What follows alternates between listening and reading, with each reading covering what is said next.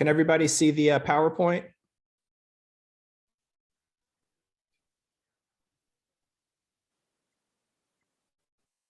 This is Jack. Yes, I can.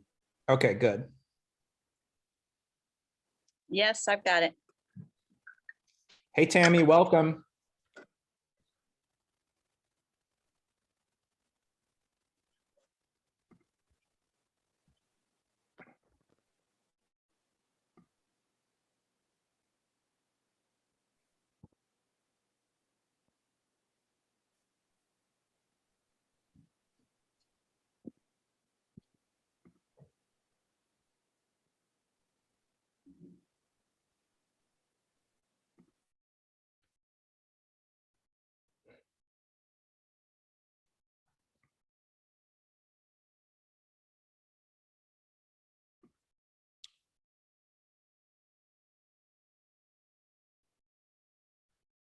Okay, I'll go ahead and get started. And if anyone jumps on late, I'm recording this, so they'll have access to the session. So thanks for being here today. We have a pretty small group. I've got you all muted, but we will have time for questions and answers at the end of the session. This has yesterday's date on it. Today's the 2nd, and it's 10 a.m. But we're here today to talk about 2021 disaster mitigation grants that are being offered through the Louisiana Endowment for the Humanities, with funding provided by the National Endowment for the Humanities and BHP. My name is Chris Robert. I'm the Director of Grants at the Louisiana Endowment for the Humanities. I will be your contact person for any questions, concerns, comments related to the application process or the reporting process, or anything related to these disaster mitigation grants. As I mentioned earlier, I'm recording this webinar, and if you haven't put your name and organization in the chat box, go ahead and do that so I can keep track of who attended. And I will be following up with everyone who registered to share a link of this session. So today we're going to go over the guidelines of these disaster mitigation grants, and I'll do an overview of the application process for any of you who aren't familiar with applying for grants through the LEH. We can go into the grant management system and take a look at that process. So as I mentioned, we're talking about disaster mitigation grants funded by the NEH and BHP. These grants are meant for humanities focused nonprofits in parishes that were deemed disaster areas after the May 2021 floods and Hurricane Ida. So there are some geographic limitations to who can apply for these grants, and I'll go over the parishes that are on that list in a little bit. And on this slide, you can see a list of some of the uses for these funds that fall under disaster mitigation. So that's repairs or upgrades to reduce your organization's vulnerability. You can do risk and damage assessments. If you have basic cleanup and remediation, that's certainly viable. Basic institutional and operational costs. If your organization was hit and you need to rent temporary space to conduct your business, that's certainly viable. If you wanted to do staff training or planning for mitigation strategies in the event that you're at risk in the future of flooding or natural disaster, that's also viable. And then the purchase of hazard mitigation equipment or other actions that can mitigate the effects of past or future natural disaster damage. So in broad terms, we want you to use these funds in whatever way your organization sees fit that fall within the guidelines of the grant. So we're trying to keep it broad so that these funds can be as useful as possible for those that apply for the funds. So there are a few things that we need to state at the outset in terms of eligibility of organizations. As I mentioned before, you have to be a Louisiana nonprofit. Typically, nonprofits are 501c3s, but if you're a public-facing organization within a university or a state or local government agency, or a federally recognized Native American tribal government, all of those entities would be eligible to apply for these funds. You will need to have an EIN number and a DUNS number to apply for these funds. As I mentioned earlier, there are some geographic limitations to who can apply for funds. If you scan this list, and I'm assuming most of you know this already, but your organization has to be in a parish that was declared a disaster area after the May 2021 floods or Hurricane Ida. So this is a combination of those two lists of disaster areas after May 2021 floods and Hurricane Ida. So if you don't see the parish that your organization resides in on this list, you won't be eligible for these grant funds. Third, your organization has to have a humanities focus. There's some verbiage here from the NEH site about how they define the humanities, but in broad terms, we work with organizations that explore Louisiana history and culture, and that also includes art-focused organizations that have components of art history, art criticism, art theory, which falls under the humanities. I say that to differentiate it from the creative arts. If you're an organization that does programming that focuses on the creation of art in one way or another, that would not qualify as a humanities-focused organization. So that's something to keep in mind. If you go to www.nih.gov/about, there's more language about how they define the humanities. But basically, if you do programming with the public that deals with, again, like I said, history, Louisiana culture, and then some of these other things, archaeology, comparative religion, ethics, jurisprudence, reading and discussion programs, those would all fall under the humanities. So take care in your application to talk specifically about humanities-focused programming or initiatives that your organization takes on. Grant guidelines and timeline. I think as most of you know, the application opened on 11/15, so it's been open for a little over 2 weeks now. We're going to review, the review committee will review these applications on a rolling basis. The first review is to be held on the 9th of December next week.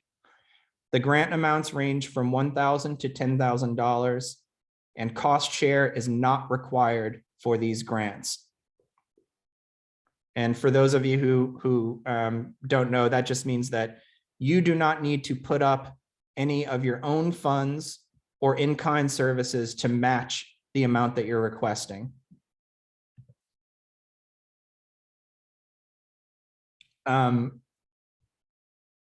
This slide just talks about the review process. So these are the criteria that we're going to look at in reviewing applications, and we'll ask for all of these things in the application, which I'll show you later. Your estimated annual audience. We want to see what type of history your organization has of humanities programming. So please, take some time to lay out for the committee what type of programming, humanities programming your organization does or has done. We're going to ask about the size of your organization. How many employees do you have? geographic location and population density, and a demonstrated need for emergency mitigation funds. And organizations that reach an underserved population are encouraged to apply. Underserved population could mean minority populations. It could also mean rural populations. So if you're outside of New Orleans or Baton Rouge, you would be considered in a rural area of the state.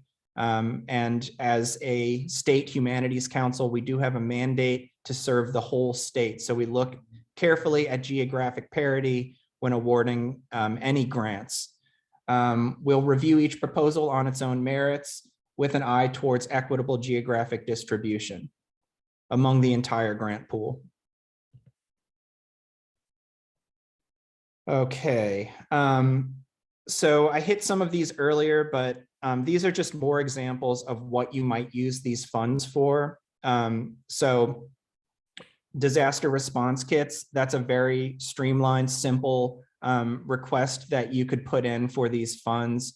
Dehumidifiers, fans, so equipment that you would use to salvage your collection or have on hand in the event that your collection is hit with extreme weather. Repair or cleanup of storm damage that's not covered by insurance, you could use these funds for that. If you're trying to meet your storm insurance deductible, you could put these funds toward that. Again, basic institutional and operational costs. If you have technology on your site that needs to be protected from extreme weather, you could use funds to transfer your equipment or your data to a cloud so that it's not at risk. Again, physical repairs that are going to reduce vulnerability, mold remediation. We currently have mold in our building right now. So that I know that's something that a lot of people are dealing with. And then emergency planning initiatives. If you wanted to work with a third party to develop best practices for your staff in the event of an emergency, that would also be viable through this grant stream. This is an example of what would go in a disaster response cart. We got this list from the HNOC. What's up to our friends at the HNOC who are on this call? But over the past few years, these emergency grant streams have occurred yearly because we keep getting hit with storms.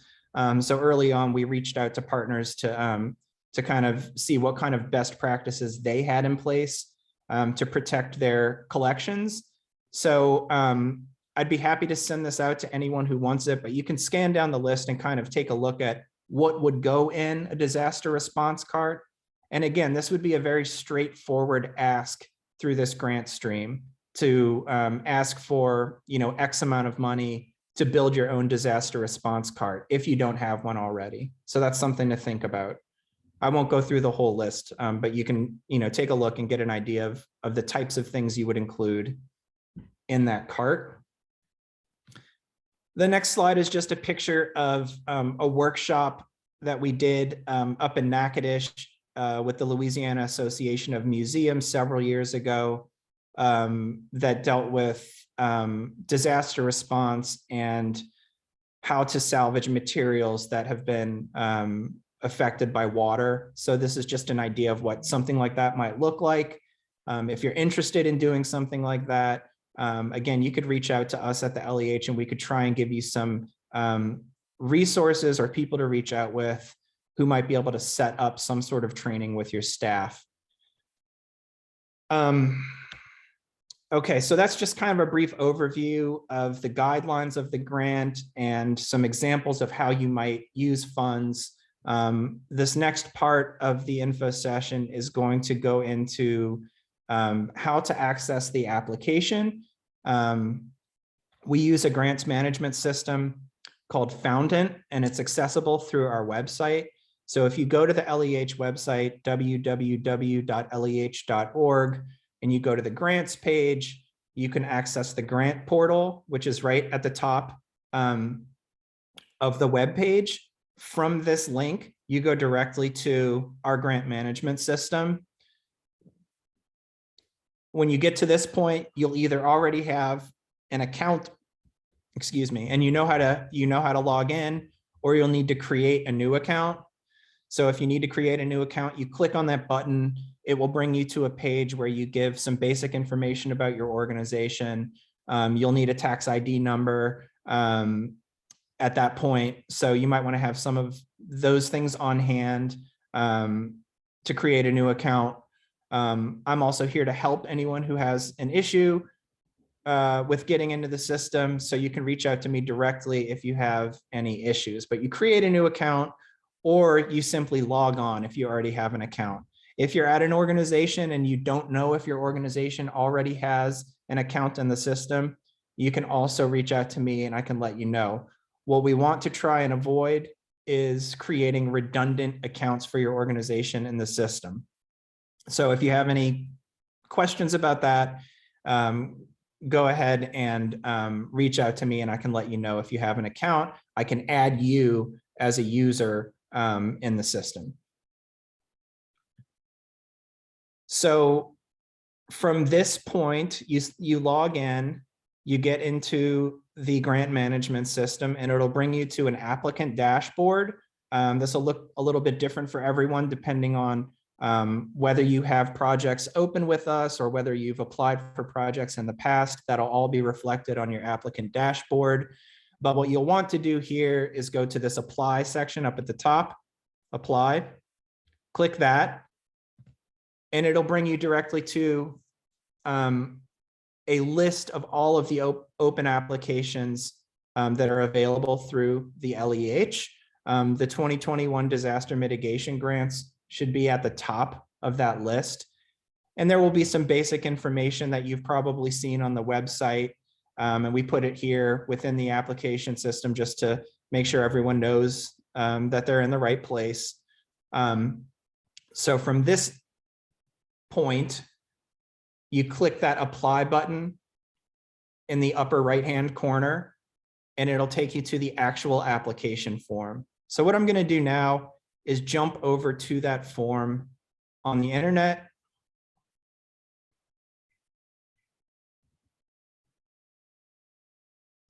Okay, so now you're looking at the applicant dashboard. We just looked at that. I'm going to go to apply, and we're going to see the disaster mitigation grants up at the top. I'm going to click apply here, and it's going to bring me to the application. So this looks the way it should look for you. If you wanted to print out the application, you could click this question list button at the top right. That'll produce a PDF of the application. Again, a reminder of which parishes are eligible to apply here. And then we get into the actual form. We're going to ask for the name of your organization. We're going to ask for organization history, your organization's mission, staff size, and history of humanities programming. Take some care to lay that out for the review committee. Again, that's one of the pieces that the review committee is going to look at in evaluating your application. So if you have a history of humanities programming, talk about it here. Estimated annual audience, give us an idea of how many people you reach each year. Your organization's annual operating budget. And then we're going to ask for a Form 990 from 2019 or later. And we're going to look at the total expenses for your organization here. If you applied for either of the emergency grants through the CARES Act or the American Rescue Plan, this is something that we asked for in those grants as well. Project director, this is typically the person who fills out the application and completes the reporting on the back end. But you'll want to put the person who will be the main point of contact at the LEH for this grant. Project director, primary phone number and email address, resume, and then your organization's proof of status. We're going to ask if you're a nonprofit or not. You'll need to be a nonprofit as defined here in this proof of status language. And then a DUNS number. the NEH requires any subawardee of the LEH to have a DUNS number, be registered with a DUNS number. There's a link here that brings you to the Dun and Bradstreet website. If your organization does not have a DUNS number, you can apply for one here. And my understanding is that the turnaround time to receive that number is fairly quick. Okay, so here's the section where we're gonna get into what you want, what you're seeking funds for. So project name, give us your host site name, 2021 disaster mitigation grants, follow that formula in this section.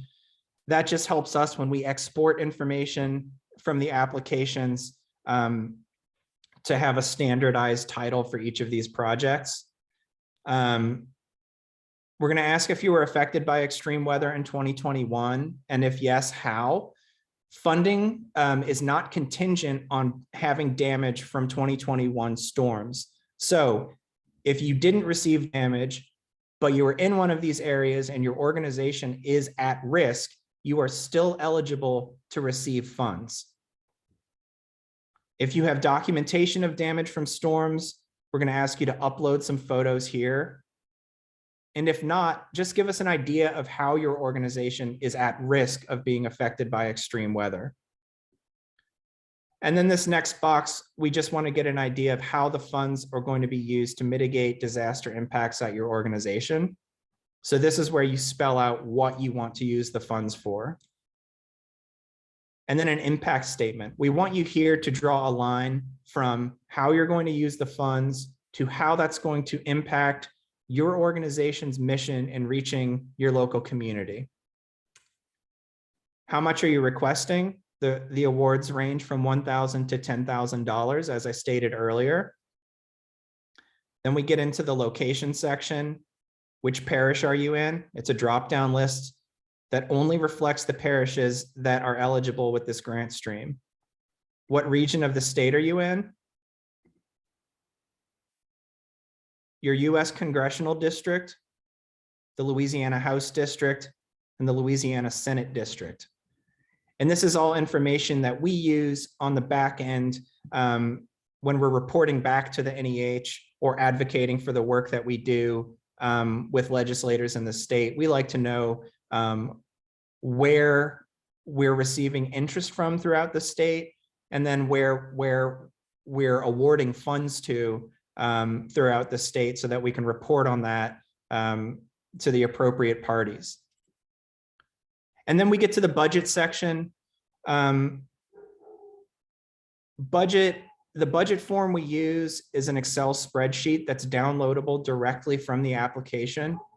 So if you click this button, you can download the budget spreadsheet, and I'll go through it here and just show you how it works. You click here, and then let me show you. It goes to my downloads. I'm going to open it up and I'm going to share this now. We can talk a little bit about what the budget form looks like. This is the standard LEH budget form. As I said, it's an Excel spreadsheet. The column that you're mostly going to focus on here is outright LEH funds.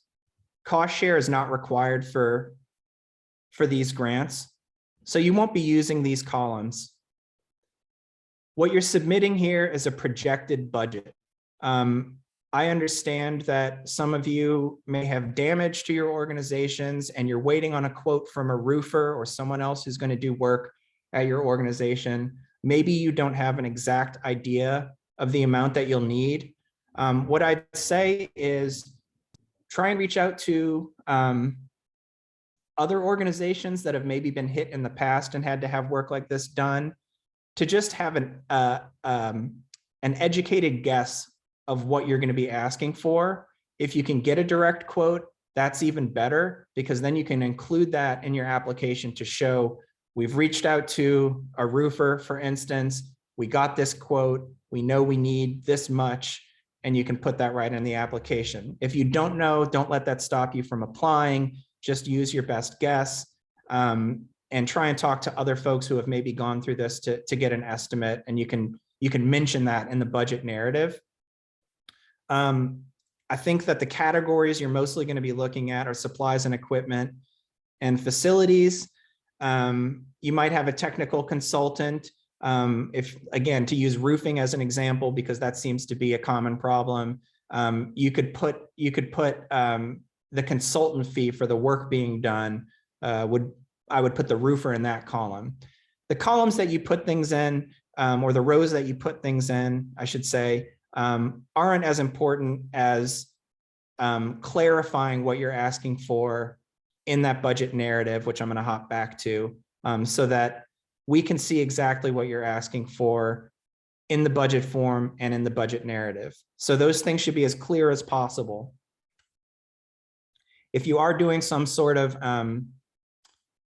staff training that involves a consultant, you could put that in the consultant area too.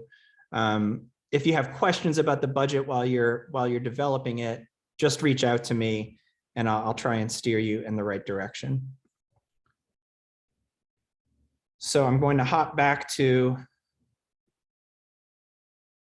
the application. I'm going to try to.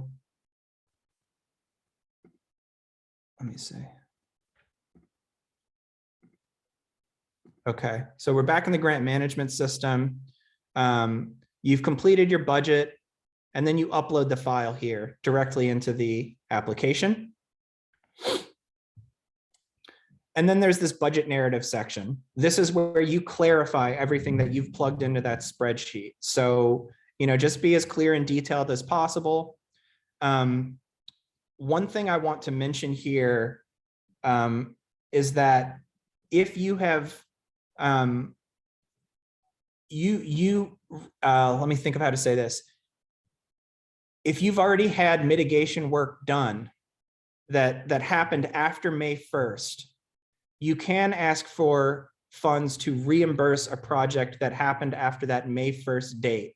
So we are allowing that May 1st date, which was a couple of weeks before the May 1st floods, as the starting point for when a project can occur for this grant stream.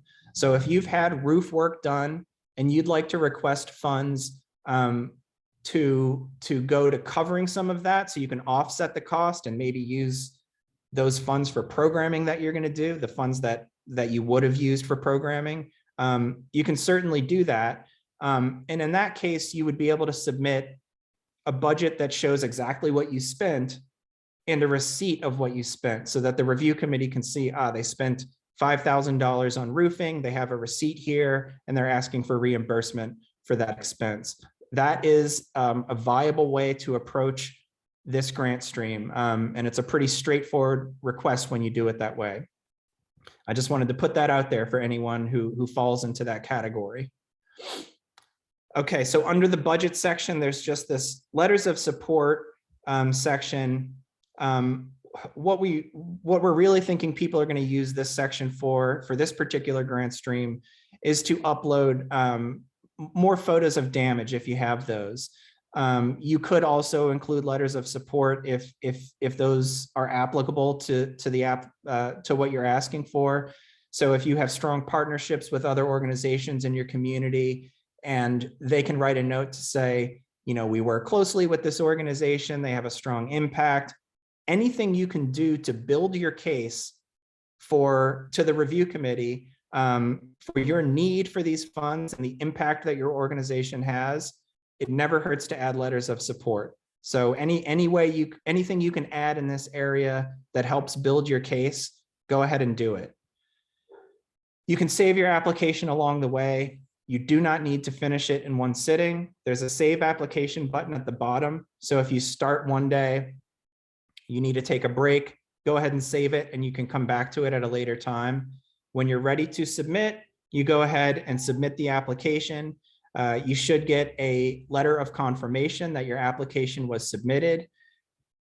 Like I said, our first committee review is going to be the 9th of December, so that's next week. We should be announcing the awardees from that pool of applicant within the next couple of days after the decision meeting. It might be an informal notification, meaning you receive an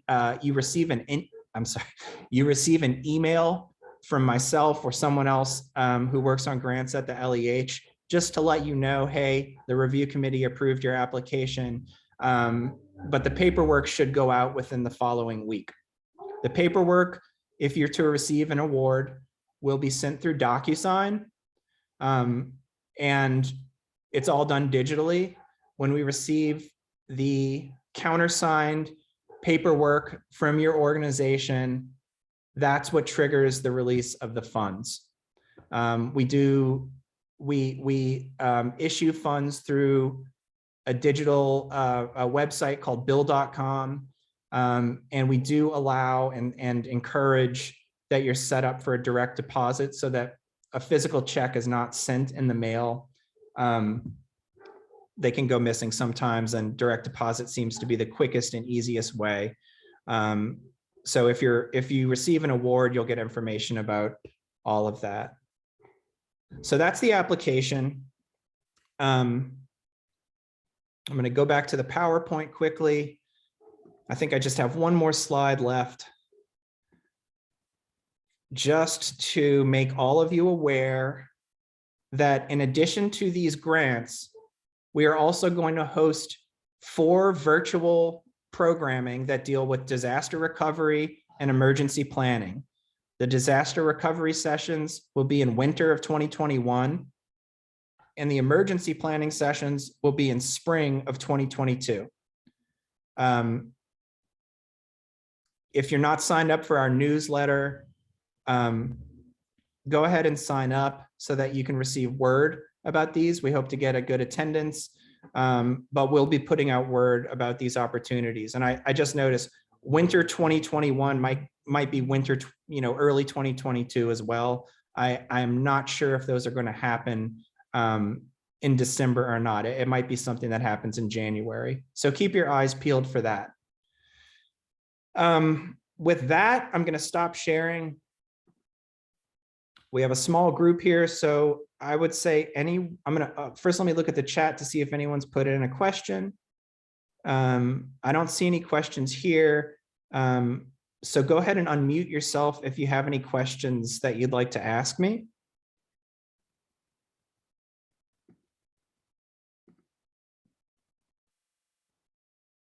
Anyone?